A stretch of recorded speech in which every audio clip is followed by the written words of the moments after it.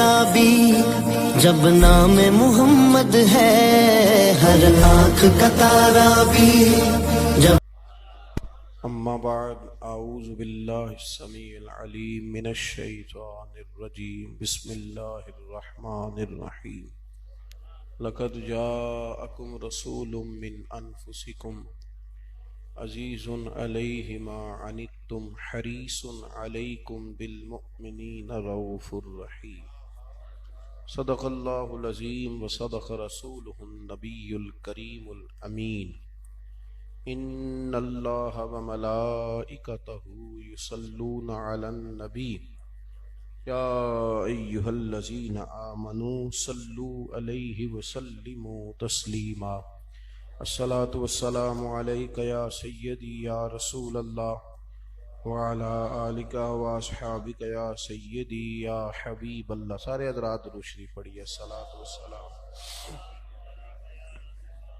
व अला आलिका व अस्हाबिका या सय्यदी या रहमतल लिल आलमीन। तमाम तारीफ़ें हम्द और सना अल्लाह ताला जल्ल मजदूल करीम के लिए। दुरूद व सलाम नबी रहमत नूर मुजस्सम शफ़ी मुअज़्ज़म आकाए कुल ख़त्म रसूल दानाए सुबुल अहमद मुज्तबा जनाब हज़रत मुहम्मद मुस्तफ़ा अला तहियत व सना की ज़ात वाला सिफ़ात के लिए हम्द व सलात के बाद गिरामी कदर हज़रात, सामीन, हाज़रीन, उलमा, दोस्तों, महफ़िल मिलाद मुस्तफ़ा सल्लल्लाहु अलैहि वसल्लम के खूबसूरत उन्वान से आज की इस बज़्म नूर का इनेकाद है। अल्लाह तबारक व तआला हम सब की हाज़री को कबूलियत का दर्जा अता फ़रमाए। बानियान महफ़िल को अल्लाह इसका बेहतरीन सिला नसीब फ़रमाए। अल्लाह ताला ने कुरान हकीम में नबी पाक सल्लल्लाहु अलैहि वसल्लम का उम्मत के साथ रिश्ता बयान किया।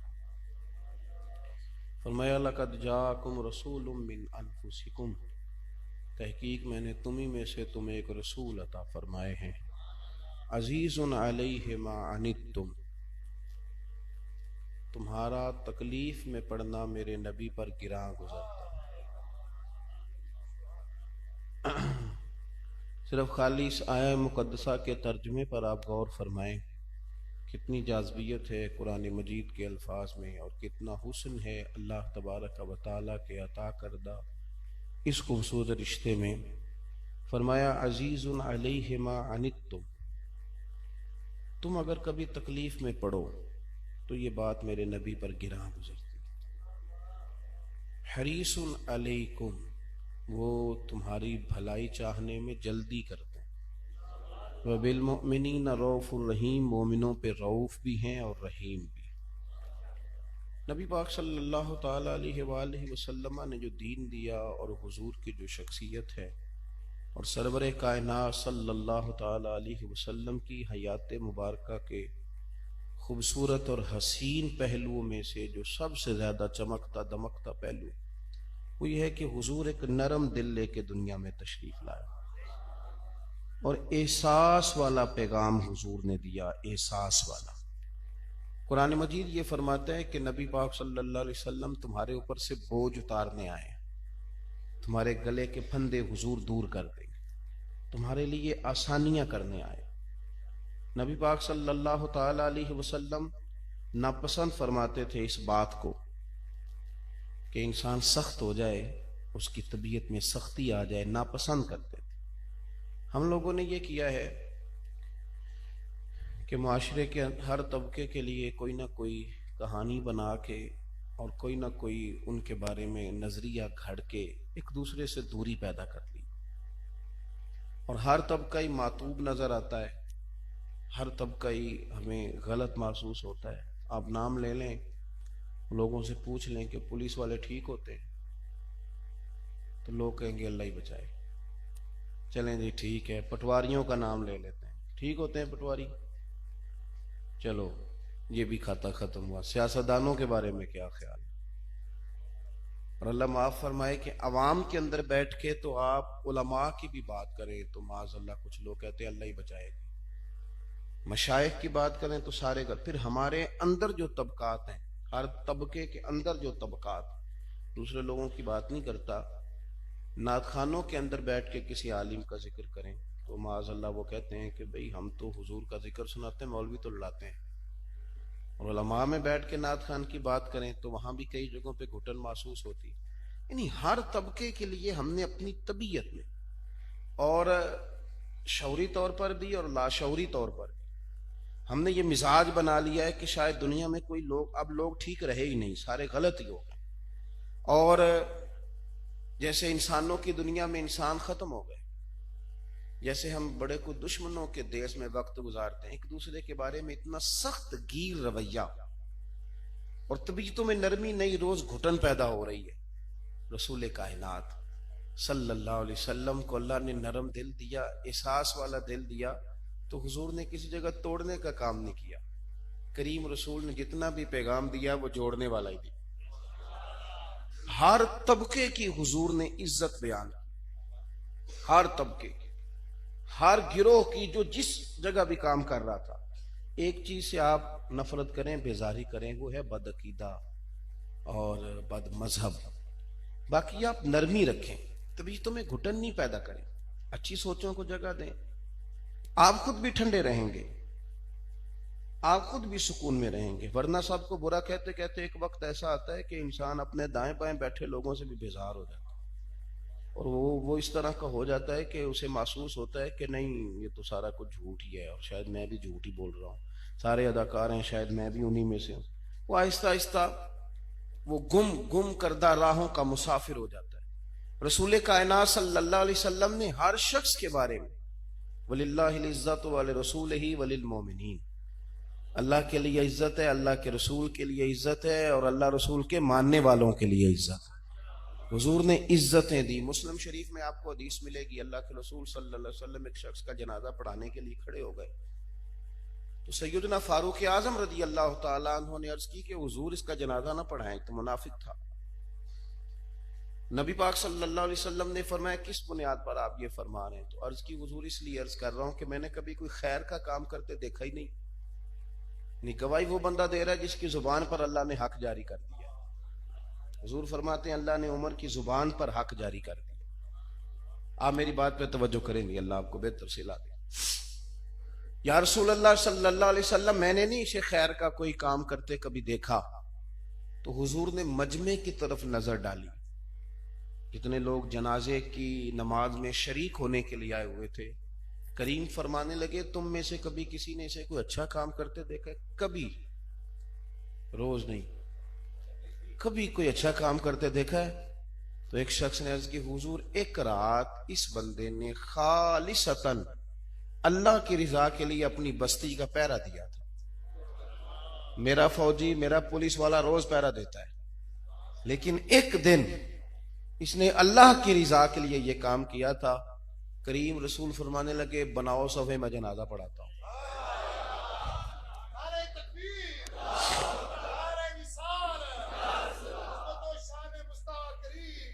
اب آپ کو سمجھنا چاہیے چیزوں کو.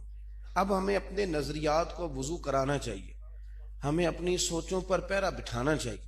مطلب اس طرح تو پھر ہم کس طرح غیر کو آ کے کہیں گے تو کلمہ پڑھ لے، وہ تو کہے گا کہ تم تو سارے غلط ہو، اور خود بتا رہے ہو ایک دوسرے کے بارے میں کہ ہم غلط ہیں. تو حضور نے فرمایا صفحے بناؤ میں جنازہ پڑھاؤں گا. اور جنازہ پڑھانے کے بعد حضور نے فرمایا عمر رب تم سے اعمال کے بارے میں نہیں پوچھے گا، فطرت کے بارے میں پوچھے گا. معنی کیا ہے؟ اللہ عقیدوں کے بارے میں پوچھے گا، نظریات کے بارے میں پوچھے گا.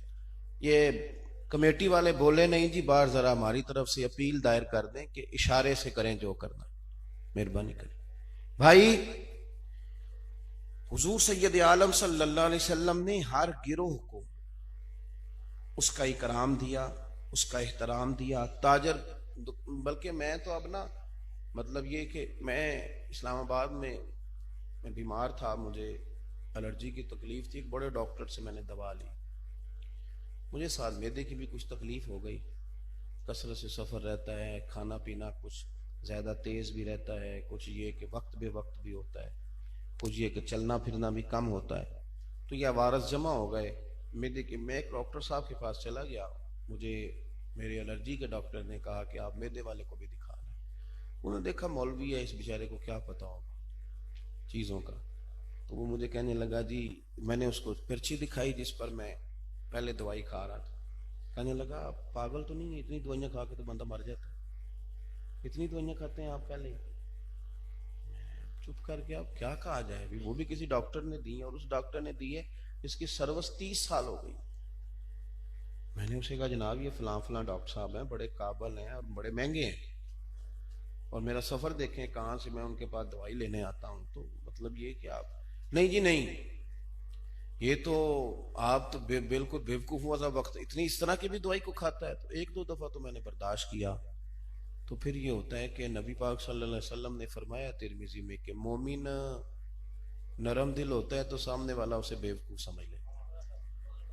مومن ہوتا ہے نرم دل ہے, پتہ اسے سارا ہوتا ہے. اٹ سٹ تے پکڑا کوار گندل اسی اور بھی بوٹیاں جاننے ہیں, لیکن وہ لوگ سمجھتے ہیں کہ بیوقوف ہے, اسے کیا پتا ہو. جب اس نے تیسری دفعہ کہا نا جی تو پاگلوں والی حرکت ہے, تو میں نے کہا ڈاکٹر صاحب آپ نے اس طرح کریں, اپنا لیٹر پیڈ نکالیں اور یہ جو بندہ جس کو آپ کہہ رہے ہیں نا غلط دوائی دی, اس کے خلاف آپ ایک تحریر لکھ دیں کہ یہ بندے مار رہا ہے, نیچے مور لگائیں, میں سویرے کورٹ جاتا ہوں اور اس پر کیس کرتا ہوں, لکھیں آپ. اب ڈاکٹر صاحب چپ کر گئے. میں نے کہا لکھیں, کہنے لگے نہیں اتنا لمبا کام نہیں کرنا چاہیے. میں نے کہا آپ کیوں لوگوں کو انتشار کا, آپ کی وجہ سے لوگوں کو کہیں گے ڈاکٹر ڈاکو ہوتے ہیں, حالانکہ ڈاکٹر ڈاکو نہیں ہوتا. کوئی 2 4 5 لوگ غلط ہوں تو ہو جائیں. میں نے اپنے پروفیشنل معاملات کے ساتھ بڑے بڑے مخلص ڈاکٹر دیکھے, میں ذمہ داری سے کہہ رہا ہوں, میں نے دیکھے. ہم لوگ ایک دوسرے کے خلاف محاذ آرائی کر کے انتشار برپا کرتے, لوگوں کے دلوں میں بدگمانیاں پیدا کرتے. ہمیں ایک دوسرے کی ضرورت ہے, ہم ایک دوسرے کے بغیر رہ نہیں سکتے. اس پوری محفل میں بڑا خوبصورت انتظام کیا میرے دوستوں نے, لیکن اگر یہ ساؤنڈ والا ساؤنڈ نہ چلائے تو جلسہ نہیں ہوتا. لائٹنگ والا لائٹ آف کر دے تو کام نہیں چلتا. تو ایک دوسرے کی ضرورت کیوں نہیں محسوس کرتے. تاجر بڑا برا ہے, تاجر کھا گیا ہے, تاجروں سن. ترمذی شریف میں حضرت انس بن مالک کی حدیث موجود ہے, میرے رسول پاک نے تاجر کی شان بیان کی جو دکان پہ بیٹھ کے محنت کر رہا ہے اور کاروبار کر رہا ہے. کریم رسول نے فرمایا تاجروں سچ بول کے تجارت کرنا, تمہارے رسول کا وعدہ ہے قیامت کے دن اللہ تمہیں نبیوں کے ساتھ جگہ عطا فرمائے گا, رسولوں کے ساتھ جگہ ملے گی تمہیں. یعنی آپ اس بات کو سمجھیں کہ تاجر سچ بول کے تجارت کرے تو قرب مصطفیٰ نصیب ہو رہا ہے اسے. آپ اپنے دائیں بائیں جو طبقات ہیں ان کے بارے میں خیر کا جملہ کہیں, آپ لوگوں کے لیے اچھے الفاظ, آپ نے ناراض نہیں ہونا. اب کچھ چیزیں وہ بتانی پڑتی ہیں نا آپ کو جو بالکل ٹیلی کریں, سمجھ میں آئے. یعنی آپ دیکھیں کہ عمرہ کرنے چلے گئے, حج کرنے چلے گئے. پرانی بات بتا رہا ہوں آپ کو, کئی سال پرانی, اب تو خیر وہاں نقشہ بدل گیا ہے. تو پہلے نا سیڑھیاں اترتی تھی نیچے, تو نیچے سیڑھیاں اترتی تھی, حرم شریف ہوتا تھا, اور انہوں نے وہاں برآمدے جو بنے ہوئے تھے ابھی پچھلے چند سالوں میں ختم ہوئے. تو سیڑھیوں پہ میں بیٹھا تو میرے پیچھے اب عمرہ کرنے گئے ہوئے, ہم حج کرنے گئے ہوئے, اور سامنے خانہ کعبہ نظر آ رہا ہے. اور حاجی کیا کہہ رہا ہے, کنے چاہے ہیں تو, وہ کہتے تو کنے چاہے ہیں, میں نے لوٹ لیا ٹریول ایجنٹ, تباہ کر دیا, حد ہو گئی. یعنی سامنے خانہ کعبہ ہے, غیبت تو ہر جگہ ہی منع ہے, اور یہاں تو ایک کریں گے تو لاکھ کھاتے میں پڑے گی. تو تھوڑی دیر تو میں نے ان کو برداشت کیا, پھر میں نے ان سے کہا کہ خدا کے بندو کہاں ہے بلا آپ اس وقت, کو پتہ ہے. وہ بندہ کبھی سو کا اٹھتا ہے نا گاڑی میں میری طرح سفر میں, تو پوچھتا ہے کتنے پہنچے آپ. تو میں نے کہا پتہ ہے آپ کو کہاں ہے, کہنے لگے حرم کعبہ میں. اور میں نے کہا جس نے رب رسول کے گھر پہنچا دیا نا وہ لوٹ بھی لیتا تو پھر بھی ہمارا موسا نہیں ہے. لے آیا نا اللہ رسول کی بارگاہ. نظریات کو تو ستھرا کر یار. ہر وقت اگر آپ کی طبیعت میں یہ حال رہے گا اور یہ کیفیات رہیں گے, یہ رنگ رہے, پھر کہاں جائیں گے ہم. طبقات ابن سعد میں حضرت ابو ہریرہ رضی اللہ تعالیٰ عنہ فرماتے ہیں کہ مزدور آدمی, میرے ملک کے اندر تباہی یہ ہوئی ہے کہ جس کو عزت دینی, جس کے ساتھ سیلفی لینی چاہیے تھی اس کے ساتھ کسی نے لی نہیں, اس لیے کپڑے میلے تھے اس کے. اور جن کو منہ نہیں لگانا چاہیے تھا, جو لوٹ مار کر کے پجاروں میں بیٹھے تھے, ان کی پجاروں کے پیچھے ہم نے بھاگنا شروع کر دیا, ان کے ہم نے نعرے لگائے. نقصان یہ ہوا کہ مزدوروں کے بچوں نے بھی کہا کہ لوٹ مار کرو, بددیانتی کرو, پجاروں میں تو بیٹھو, کیونکہ مزاج یہ ہے کہ عزت پجاروں والے کی ہوگی. جس بندے نے اپنی زندگی کے 60 سال محنت کر کے چھالے ڈال کے ہاتھوں پہ کام کیا ہے، اس کے ساتھ کون سیلفی بناتا ہے؟ اس بیچارے کو تو میلاد کی محفل میں بھی اگلی سیٹ پہ نہیں بٹھایا جاتا، کیونکہ وہ تو دتھی چاہیے آگے بیٹھنے کے لیے، وہ ہوتی کوئی نہیں اس کے پاس، وہ یہاں بھی پیچھے ہوتا ہے، اس کی نظر تو شیر بھی کوئی نہیں ہوتا، کیسے ہوگا؟ تو غریب آدمی ہے۔ حضرت ابو ہریرہ رضی اللہ تعالیٰ عنہ فرمانے لگے مزدور آیا حضور کی بارگاہ میں، ہاتھ ملایا، سہما سہما ڈرا ڈرا، پیچھے پیچھے ہٹتا، ہاتھوں پہ چھالے۔ کریم رسول سے ہاتھ ملا کے جب اس نے اپنا ہاتھ واپس کرنا چاہا نا، اس نے کرنا چاہا پر میرے نبی نے تھام لیا اس کا ہاتھ، حضور نے تھام لیا اور حضور نے کھولا، اور پھر اس کو پوچھا یہ چھالے کاہے کے؟ حضور غریب ہوں، پھاوڑا چلاتا ہوں، مزدوری کرتا ہوں، مشقت کرتا ہوں، کام کر کر کے چھالے پڑ گئے۔ حضرت ابو ہریرہ فرماتے ہیں لوگوں تمہیں کیا بتاؤں، جس محبوب کے قدم چومنے کو جبریل جھکیں، اس محبوب نے مزدور کا ہاتھ چومنا شروع کر دیا۔ پھر ایک دفعہ سوچ لینا میں نے کیا کہا، یعنی حضور نے ہاتھ چوما، ہاں میری بات کو سمجھیں، یعنی نبی کریم نے اس کا ہاتھ چوما۔ میں قابل رحم سوالیاں، للہ میری امداد کرو، میں پتلا جرم خطا داہاں، تیرا چور ہاں پر سینہ زور نہیں۔ حضور نے اس کا ہاتھ چوما، اور جب اس غریب نے دیکھا نا کہ مطلب میں کہاں اور حضور کے لبہائے مبارکہ کہاں، حضور آپ یہ کیا کر رہے ہیں؟ تو حضور نے فرمایا تو میری بات کی طرف دیکھو میاں، لوگ تجھے عزت دے نہ دیں پر تیرا یہ ہاتھ وہ ہاتھ ہے جس سے خدا بھی پیار کرتا ہے اور محمد مصطفیٰ بھی پیار کرتا ہے۔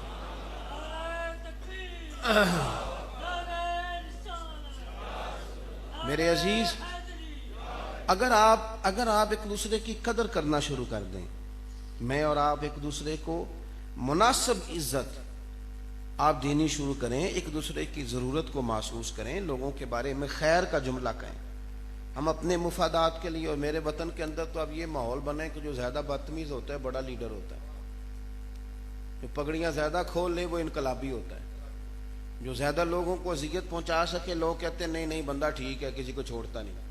یہ ماحول، یہ جو آپ حوصلہ افزائی کر رہے ہیں، یہ معاشرے کے اندر انتشار پیدا کرتی ہے، اس سے تکلف بڑھتا ہے۔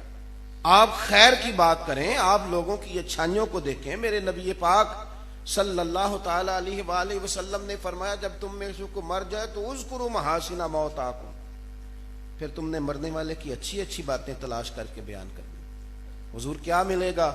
فرمایا تم اس کی اچھائیوں کا ذکر کرنا، رب کریم قبر میں بھی اس پر رحمتوں کا نزول فرمائے۔ خیر کا جملہ جب آپ کہتے ہیں، جب آپ لوگوں کے لیے نرم دل ہوتے ہیں، جب آپ کی طبیعت میں ڈھارس ہوتی ہے، جب آپ کو عزت دینا آتی ہے، جب آپ کسی کے لیے اچھا سوچتے ہیں۔ ہماری اب گھٹن اتنی بڑھتی جا رہی ہے، اتنی بڑھتی جا رہی ہے کہ آپ گروہوں کو دیکھ لیں، ہر گروہ نے اپنی بولی بنا لی، اپنی دنیا بسا لی ہے، ہر گروہ، یعنی آپ وابڈا والوں کو دیکھ لیں، گیس والوں کو دیکھ لیں، آپ سارے ان طبقات کو دیکھ لیں، اور وہ انتشار اتنا زیادہ بڑا ہے کہ ایک طبقہ دوسرے طبقے کو دشمن جانتا ہے، پھر صوبائی اختلافات، پھر لسانی اختلافات، پھر یہ کہ علاقوں کے اختلافات، اور اس بندے سے بات نہ کرنا لاہوریہ ہی، کیا ہو جائے گا؟ کھا جائے گا۔ یہ لاہوریے اگر اتنے برے ہیں تو پھر آپ داتا گانج بخش علی اجویری کو کیا کہیں گے؟ اس سے بات نہ کرنا، یہ فلانا ہے، کیا مطلب؟ یہ تقسیم ہے، کہاں تک یہ جائے؟ بات کہاں تک بڑھے؟ اکرام دیا حضور نے، اللہ کے رسول نرم دلی کا اظہار فرماتے، حضور محبت کرتے۔ نبی پاک صلی اللہ علیہ وسلم کے پاس حاتم تائی کی بیٹی بطور مجرم کے کھڑی ہے، اور حضور کیا فرما رہے ہیں؟ تیرے باپ میں مومنوں جیسی عادتیں تھیں، کاش وہ مومن ہوتا۔ عادتیں جو خیر تھی وہ حضور بیان کر رہے ہیں اور اس کا ذکر کر رہے ہیں اور اپنی امت کو بتا رہے ہیں۔ عورتیں حاضر ہوئی، عورتیں، خواتین، انہیں آ کے عرض کی یا رسول اللہ صلی اللہ تعالی علیہ وسلم، مرد تو ہم سے آگے نکل گئے، وہ جہاد بھی کرتے ہیں، امامت بھی کرتے ہیں، تبلیغ بھی کرتے ہیں، ہمارے دل میں یہ کام ہی نہیں، وہ تو ہم سے آگے نکل گئے، مجاہد ہیں، غازی ہیں۔ اللہ کے رسول صلی اللہ علیہ وسلم نے فرمایا تمہیں پتہ ہے اللہ نے کیا شان دی ہے؟ یا رسول اللہ آپ فرمائیے۔ تو فرمایا جب عورت کے پیٹ میں بچہ ہوتا ہے نا تو 9 مہینے اللہ اسے روز اتنا ہی اجر دیتا ہے جتنا تلوار لے کے میدان میں جہاد کرنے والے کو دیتا ہے، اتنا اجر۔ اور اگر بچے کی ولادت کے وقت اس عورت کا انتقال ہو جائے تو میرا رب اسے شہادت کا درجہ عطا کرتا. نبی پاک صلی اللہ تعالی علیہ وسلم نے معاشرے کے طبقات کو عزت دی. ہمارے معاشرے میں ایک طبقہ ہے استاد کا. ہم اپنے بچے کو کہتے ہیں کہ اونا نہیں پڑھانے والے نے 5,000 روپیہ ٹیوشن لیتا آیا کیوں نہیں. بچہ پھر اس کو ٹیچر نہیں سمجھتا, 5,000 کا مزدور سمجھتا ہے, اس کو عزت دینے کو تیار نہیں ہوتا. قاری صاحب نے ایک تھپڑ مار دیا بچے کو, صبح ناظرہ پڑھاتے تو بچے نے گھر جا کے شکایت لگائی تو اس کی اماں نے کہا مولوی ہندی آندے کرتی ہوں بات آج 24 صاحب سے کہ اس کی چھٹی کرائیں. 8,000 کا مولوی اور میرا کروڑوں کا بچہ. وہ شاید کبھی تعلیم حاصل کر بھی جائے, پڑھ جائے, معیار ہدایت نہیں ہے جو بات ہم کر رہے ہیں, پر یہ کہ اگر وہ علم پڑھ بھی گیا نا تو علم کے حسن سے محروم ہو جائے, اس کی چاشنی اور لذت نہیں ملے گی. اور یہ ایک بات اور, ہمارے ہاں جماعتوں میں عزت کس کی ہے, مذہبی سٹیجوں میں عزت کس کی ہے, یا واعظ کی, یا نعت خواں کی, یا خطیب کی. لوگ کہتے ہیں مولوی لڑ رہے ہیں, تو میں نے کہا مولوی آپ نے دیکھے کتنے ہیں؟ وہ 4-5 جو میڈیا پہ نظر آتے ہیں. اساتذہ تو وہ ہیں جو مدرسوں میں بیٹھ کے حدیث پاک پڑھا رہے ہیں, وہ جو اسباق دے رہے ان کی تعداد ہزاروں اور سینکڑوں میں, اور وہ چپ کر کے بیٹھے ہیں. وہ 15,000 تنخواہ پہ سارا مہینہ گزارتے ہیں, اور وہ بیٹھے ہیں تو وہ خاموش بیٹھے تھے. تو لوگوں کے دلوں میں خیال آتا تھا کہ شاید یہ پیچھے رہ گئے, ان کی تو شہرت بھی کوئی نہیں, فوٹو بھی کوئی نہیں کھینچتا, نعرے بھی کوئی نہیں لگتے, پوسٹر بھی کوئی نہیں چھپتے. تو وہ آواز آئی گنبد خضرا سے. حضور سید عالم نے فرمایا انی بعثت معلما, اور لوگوں گھبرانا نا, مجھے بھی رب نے استاد بنا کے بھیجا ہے, میں بھی استاد ہوں.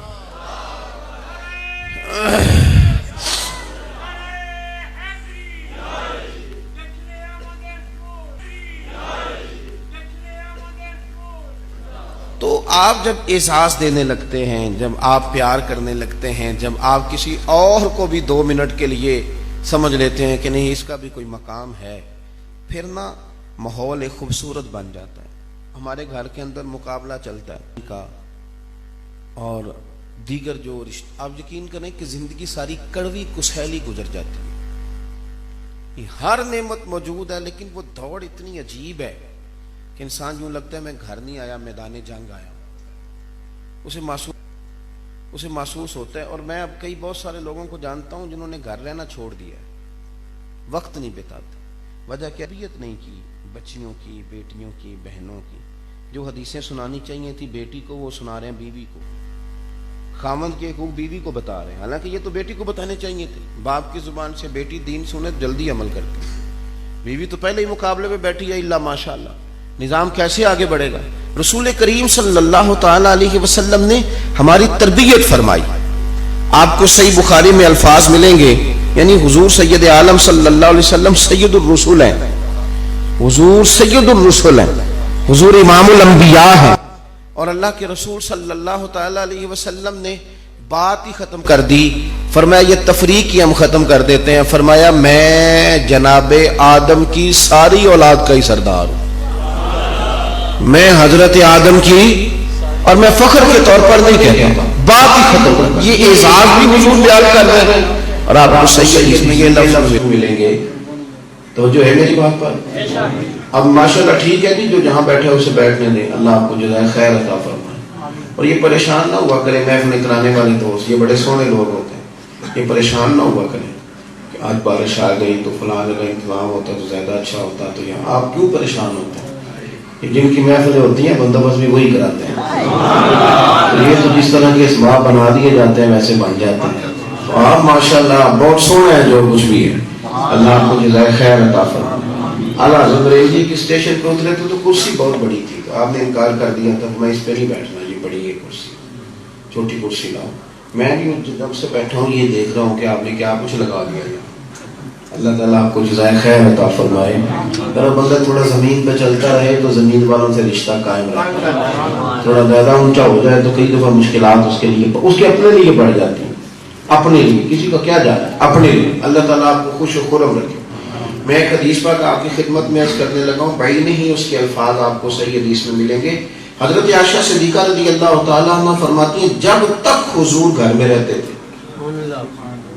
جب تک کریم رسول گھر میں موجود رہتے تھے، حضور گھر والوں کا خیال ہی رکھتے رہتے تھے. کسی کو کیا ضرورت ہے اس کی پوری کرتے، کسی کو کیا ضرورت ہے، حتیٰ کہ یہاں تک کہ گھر کے جو کام ہیں ان کاموں میں نبی پاک صلی اللہ علیہ وسلم اپنی ازواج کی بھی مدد کرتے تھے اور اپنے غلاموں کی بھی مدد کرتے تھے. اپنے غلاموں کی ساری زندگی انسان عزت مانگتا ہی رہے، تلاش ہی کرتا رہے اور اپنے حق میں دلیلیں دیتا رہے کہ مجھے مانو، میری ریسپیکٹ کرو، آج اس لیے کرو کہ میں استاد ہوں، ٹھہر کے اس لیے کرنا کہ میں امام ہوں، اس کے بعد اس لیے کرنا کہ میں ٹیچر ہوں، ٹھہر کے پھر اس لیے کرنا کہ بال سفید ہو گئے، پھر اس لیے کہ میں والد ہوں. اگر ساری زندگی اسی چکر میں رہیں گے تو پھر تو آپ اپنے آپ سے باہر ہی نہیں نکل سکیں. پھر تو گیا کہاں جن لوگوں نے ٹھان لے لی تھی کہ ہم نے رب کریم کے بندوں کی خدمت کرنی، ہم نے اللہ کے بندوں کے لیے آسانیاں کرنی، وہ آسانیاں بانٹنے نکلے تھے، میرا رب انہیں توفیق عطا فرماتا رہا، وہ خیر بانٹتے. نبی پاک صلی اللہ تعالی علیہ وسلم کی حیات مبارکہ کے اندر اگر آپ حضور کی زندگی دیکھیں، میری طرح کے بہت سارے لوگ ایسے ہیں انہوں نے اس طرح کیا کہ وہ سمجھتے ہیں کہ میں اب کوئی عالمی بات کروں گا، گلی محلے کی بات مجھے سوٹ نہیں کرتی. وہ تھوڑی دیر کے لیے بڑے ہو جاتے ہیں، پھر وہ ان کا ایک سٹیٹس بن جاتا ہے. آپ کبھی سرور کائنات صلی اللہ علیہ وسلم کی نرم دلی دیکھیں تو پانی نہیں مل رہا مدینے میں، میٹھا پانی کوئی نہیں، تو یہ ایک وہ کام ہے جو کسی کے بھی ذمہ لگا دیا جاتا تو ہو جاتا. لیکن یہاں بھی اللہ کے رسول نے مسجد میں منبر پر بیٹھ کر، یعنی پانی کا مسئلہ، میں میٹھے پانی کا ترجمہ آج کروں تو صاف پانی کروں گا. ہمارے وطن کے اندر یرکان کا مسئلہ اس تیزی سے اس لیے بڑھا ہے کہ پانی بہت سارے دیہاتوں میں صاف نہیں اور کوئی زیادہ پیسہ خرچہ بھی نہیں آتا. وہ 1 لاکھ کے آگے پیچھے وہ بور ہو جاتا ہے جس میں پانی اچھا نکل آتا ہے. لیکن وہ یہ کہ ہمارے پاس 2 لاکھ آئے گا تو گاڑی بدلیں گے، بور کون کرائے گا؟ گاڑی بدلیں گے، ماڈل نیا لیں گے، وہ تو کوئی اور کرائے گا، ہم کیوں کرائیں؟ ایک پانی کا معاملہ ہے نا، لوگوں کی ضرورت ہے. حضور سید عالم صلی اللہ علیہ وسلم یہاں پہنچ کر، یہاں تشریف لا کر لوگوں کے بیچ احساس کرتے، منبر پر بیٹھ کے فرمایا غلاموں سنو، جو میرے مومنوں کے لیے میٹھے پانی کا بندوبست کرے گا میں وعدہ کرتا ہوں میں رب سے جنت لے کے دوں گا. یعنی مہمان آ گئے،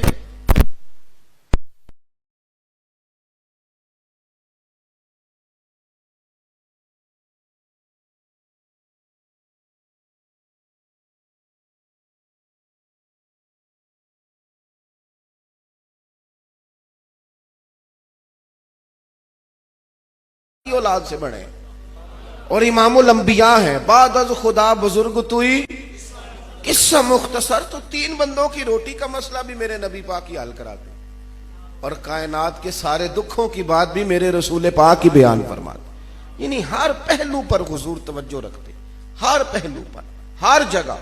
کسی کو کتنی ضرورت ہے اس کی ضرورت پوری کی جائے، کسی کو کتنی حاجت ہے اس کی ضرورت. بات زیادہ نہیں کرنی، بس بیٹھنے لگا ہوں. ہم نے پہلے تو لوگوں کا خیال رکھا نہیں، اور اگر رکھا بھی ہے تو پھر اس طرح کیا ہے کہ لوگوں کو بھکاری بنا لیا. اب جو مانگنے والے ہیں وہ بھی بڑے، مانگنے والوں میں بھی وی آئی پی مانگنے والے بھی ہیں. وہ مانگتے نہیں، وہ کسی کے پیسوں پہ گزارا کرتے ہیں، کسی کی جیب پہ موج کرتے ہیں، ہے نا جی. اور ہمارے بچوں کا، نئی نسل کا تو اب یہ خیال ہے، کہتے ہیں کاروبار بھی کسی دے پیسے نہ کرنا. یہ سوچ جو ہوتی ہے نا، یہ بڑے چھوٹے کمزور لوگوں کی ہوتی ہے، یہ رویہ نہیں. کیوں کہ دینے والے بھی یا تو اس کو دیتے ہیں جو خوشامد تگڑی کر لے، یا اس کو دیتے ہیں جو اچھی طرح بھکاری بن جائے. اگر ہم یہ رواج رکھیں کہ دینا ہے، کسی کی مدد کرنی ہے، پیار کرنا ہے، لیکن اس میں عزت کو بھی قائم رکھنا ہے، تو پھر کسی کی مدد بھی ہو جائے گی اور اس کی عزت نفس بھی قائم رہے گی اور وہ بندہ بھی بھکاری نہیں بنے گا. وہ اس سسٹم میں نہیں آئے گا جس سسٹم میں اب تو لوگوں کا کھل گیا بس ہاتھ. جو لینے والے تھے ان کی طبیعت کھل گئی، اب تو بہت ساری شرمیں اتر گئی. اب تو ایک لمبی چوڑی لسٹ بن گئی سوسائٹیوں کی، چندے اکٹھے کرنے والوں کی. یعنی چھوٹے بچے جو ابھی کل 9th 10th میں آئے ہیں اور انہوں نے کرکٹ کھیلی، انہیں بھی سمجھ لگ گئی ہے کہ چندہ اکٹھا کر لیا جائے تو کرکٹ کھیلی جا سکتی. وہ بھی اس چکر میں پڑ گئے. ناراض ہو گئے آپ لوگ؟ نہیں، میں صحیح کہہ رہا ہوں. آپ میری بات پہ غور کریں. یہ انداز درست، یہ طریقہ درست. آپ یہ نہ کہیں کہ میں نے طالب علموں کی بات کی, میں اپنے علماء سے بھی کہتا رہتا ہوں. میں کہتا ہوں کہ ہر جگہ نیا مدرسہ بنانا ضروری نہیں, بنی ہوئی بلڈنگیں ان میں کام کریں. اگر زیادہ مشقت ہے تو مسجد میں کلاس لگا لیں. ہمارے بزرگ تو درختوں کے نیچے بیٹھ کے پڑھاتے ہیں. لیکن اتنا لمبا سٹائل نہ بنائیں, اس سے نقصان. جہاں ضرورت ہے وہاں ضرور کریں, ادارہ ضرور قائم کریں. لیکن یہ کہ چندے جمع کرنے کا مزاج اگر آپ بنا لیں گے تو بڑی مشکل ہو جائے گی. اور اس میں بہت سارے پھر لوگ ہوں گے جو اسی ڈگر پہ چل نکلے. ترتیب کرے مدد کرنے کی. حضرت جابر ابن عبداللہ رضی اللہ تعالیٰ عنہ فرماتے میں غریب تھا اور حضور میری اس طرح مدد کرتے تھے کہ پتہ بھی نہیں چلتا تھا. صدر الشریعہ رحمۃ اللہ علیہ کی بہار شریعت آپ دیکھیں, یہاں ماشاءاللہ تدریس کرنے والے علماء بیٹھے ہیں, پوچھ لیجئے گا اگر کسی کو زکوٰۃ لگتی ہو نا تو شریعت کہتی ہے اس کو بتانے کی ضرورت نہیں کہ میں تمہیں زکوٰۃ دے رہا ہوں. صاحب بہار شریعت کہتے ہیں کہ اسے پیسے دے دو, اسے کہو یار یہ میری طرف سے بچوں کے کپڑے لے لینا. کیونکہ بعضوں کا صدقہ اور زکوٰۃ کے نام سے کچھ لوگ آنکھیں نیچی کرتے ہیں. تو آپ کہہ دیں کہ میری طرف سے کپڑے لے لینا, میری طرف سے بچوں کی عیدی ہے, اس طرح کا لفظ کہہ دیں, ہو گئی آپ کی زکوٰۃ. حضرت جابر ابن عبداللہ کہتے ہیں جنگ سے واپس حضور کے ساتھ آ رہا تھا, اونٹ کمزور ہو گیا اور پیچھے رہ گیا. اللہ کے رسول صلی اللہ علیہ وسلم آگے تھے, قیادت فرما رہے تھے. 2-3 دفعہ حضور نے پوچھا جابر کہاں ہے؟ یا رسول اللہ تو پیچھے ہیں. تو کہتے ہیں قربان ہو, کون پوچھتا ہے پیچھے رہنے والوں کو, پر حضور گھوڑا موڑ کے پیچھے میرے پاس آئے. یہ جو بندے غریب ہوتے ہیں تھوڑے تھوڑے تلخ بھی ہو جاتے ہیں, مایوسی جملوں کے اندر سختی لے آتی ہے. لیکن حالات کے سہمے ہوئے لوگوں کو بتا دو حالات بدل جاتے ہیں, ایک جیسے نہیں رہتے, یہ بدل جایا کرتے ہیں. اس میں اتنا پریشان نہیں ہونے چاہیے. حضور سید عالم صلی اللہ تعالی علیہ وآلہ وسلم نے, کریم رسول نے نا پیچھے سے آ کے کہا اور جابر اونٹ کو بھگاتا کیوں نہیں؟ کہتے ہیں میرے جملوں کے اندر کمزوری, غریب تھا نا, ضرورت مند تھا, پریشان تھا. میں نے کہا حضور بھاگنے جوگا ہوتا تو پیچھے رہ جاتا, اس قابل ہی نہیں. تو کہتے ہیں حضور مسکرا کے کہنے لگے ایسے ہی تو پریشان ہو گیا, یہ تو بڑا بھاگنے والا ہے. ہاتھ میں نیزہ تھا, اونٹ کی طرف نیزہ بڑھا کے حضور فرمانے لگے دوڑتا کیوں نہیں؟ ارسلت الی الخلق, فرماتے ہیں میں مخلوق کا رسول ہوں, ہر اللہ کی پیدا کردہ مخلوق کا رسول, بھاگتا کیوں نہیں؟ جناب جابر ابن عبداللہ فرماتے ہیں جو سب سے پیچھے تھا وہ سب سے آگے نکل گیا. اب حضور پھر گھوڑا دوڑا کے آگے آئے اور آ کے فرمانے لگے ہم بھی تیرے ساتھ ہیں یار, ہمیں بھی ساتھ لے لے. یعنی خود بھیک دیں خود ہی کہیں منگتے کا بھلا ہو. او بھائی تو آگے نکل گیا, تھوڑا رستہ طے ہوا تو فرمانے لگے اونٹ تیرا بڑا پیارا یار, پسند آ گیا. دے نہیں دیتا حضور, آپ کا ہی ہے. سودا ہو گیا, سرکار نے کہا پیسے ابھی لے لو, اونٹ جا کے مدینے دے دینا. جناب جابر ابن عبداللہ کہتے میں نے نہلایا, نئی رسی منگا کے اس کو میں نے نکیل ڈالی, حضور کی بارگاہ میں پیش کرنے گیا. حضور نے فرمایا تم نے بلا قیمت دے دی؟ حضور دے دی. فرمایا ایک کھجور کی گٹھلی کے برابر سونا زیادہ بھی دے دو, چلو تحفہ ہو جائے ہماری طرف سے. کہتے ہیں وہ بھی مجھے مل گیا. رسول کریم صلی اللہ علیہ وسلم کو میں نے اونٹ تھمایا تو حضور واپس مجھے تھما کے نا اس کی نکیل کہنے لگے جابر لے جا, قیمت بھی میں نے دے دی ہے پر میری وجہ سے اونٹ تحفے میں رکھ لے. اونٹ بھی تیرا, قیمت بھی تیری. حضرت جابر ابن عبداللہ فرماتے میں نے نکیل تھمی ہوئی تھی, واپس آ رہا تھا اور میں سوچ رہا تھا محبوبہ تیرے قربان جاؤں, میری مدد بھی کر دی ہے اور مجھے عزت بھی عطا فرما دی ہے. یعنی اس طرح کا انداز اختیار کیا کہ سرکار نے نواز دیا, ساتھ احترام بھی قائم رہا سامنے والے کا. کسی کے بارے میں اپنی سوچوں کو میلا نہ کریں. آپ جہاں بھی ہیں, جس جگہ بھی ہیں, جو بھی کر رہے ہیں اس کو اخلاص کے ساتھ ضرور کریں, لیکن ضروری تو نہیں کہ جہاں جو آپ سوچ رہے ہیں وہی صرف ٹھیک ہے. امام احمد بن حنبل بھی ٹھیک تھے اور امام شافعی بھی ٹھیک تھے امام مالک بھی, لیکن بہرحال امام ابو حنیفہ ہی امام اعظم ہے. میری بات کی سمجھ آ رہی ہے؟ تو ہم نے یہ کیا ہے کہ میں کھینچ کے لانا چاہتا ہوں, جہاں میں ہوں وہیں سارے آئے. اس طرح تو نہ کریں یار, رب نے جسے بنایا ہے سونا ہی بنایا ہے, اور جس جگہ بھی کسی کو رکھا ہے اس نے اپنے کرم سے رکھا ہے. تو حضور نے نرمی تقسیم فرمائی, لوگوں کو لوگوں کے قریب کیا. یہی شوق ہم پیدا کریں گے تو پھر معاشرہ بڑا پیارا ہو جائے گا, پھر اخوتیں, محبتیں, وارفتگیاں بڑھیں گی. اللہ تعالی عمل کی توفیق عطا فرمائے.